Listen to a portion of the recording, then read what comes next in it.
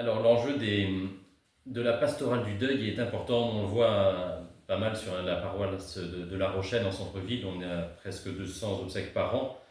Euh, on rencontre énormément de familles et moi depuis 4 ans je suis dans cette paroisse, je vois pas mal d'enjeux. Il y a d'abord des enjeux qui sont de l'ordre du spirituel. Alors évidemment spirituel d'abord pour ceux qu'on accueille.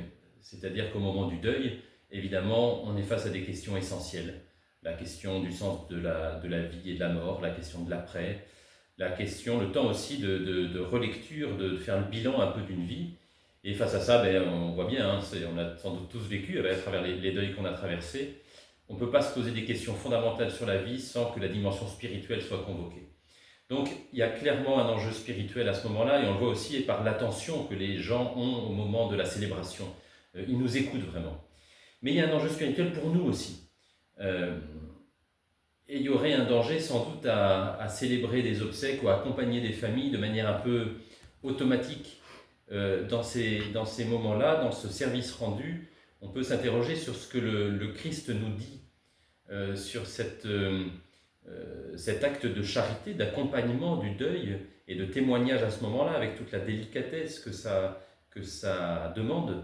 Il me semble que pour accompagner, enfin pour remplir cette mission-là, scruter les évangiles et l'attitude du Christ vis-à-vis des plus faibles est une piste indispensable, voilà,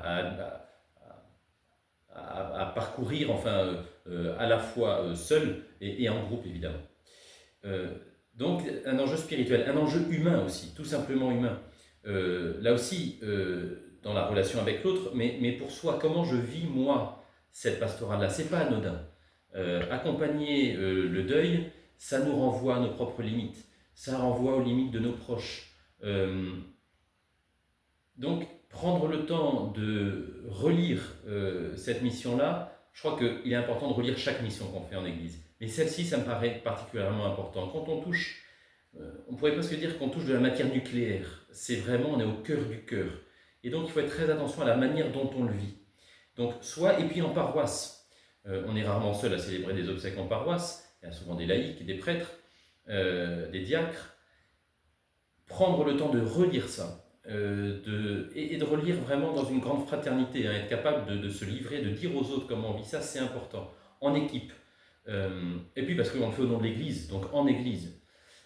Et c'est important aussi d'être capable de ne pas s'installer.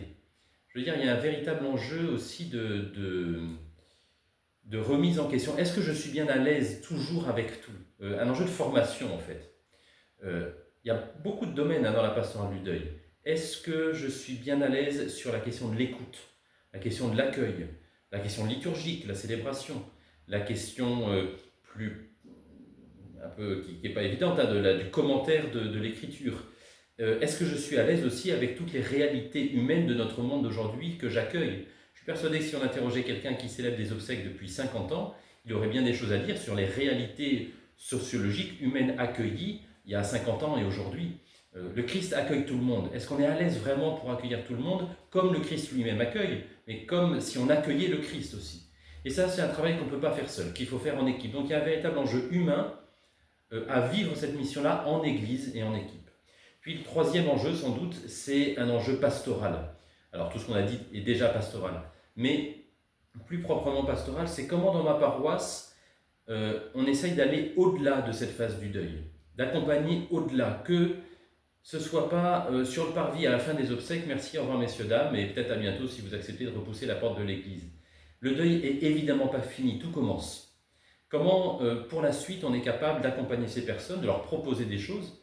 Sur la paroisse de La Rochelle, on a la chance d'avoir la belle aumônerie de l'hôpital qui, tous les mardis, propose une messe à la chapelle de l'hôpital et un mardi par mois, une messe où sont spécialement invitées les familles en deuil qui ont accompagné donc un défunt et avec un temps convivial, fraternel après la messe où il y a des vraies discussions et pour aider les gens à dire mais le Seigneur vous accompagne dans cette période de deuil et si le Seigneur vous accompagne, eh bien son Église vous accompagne. Il y a sans doute plein de choses à inventer pastoralement pour que le jour des obsèques ne soit pas la fin d'un accompagnement, mais le début d'une histoire en Église pour les personnes qu'on accompagne. Voilà. Donc j'imagine que les échanges vont être très riches. Voilà les enjeux que moi je vois, spirituels, humains, pastoraux, mais il y en a certainement plein d'autres. Bon après-midi à vous tous.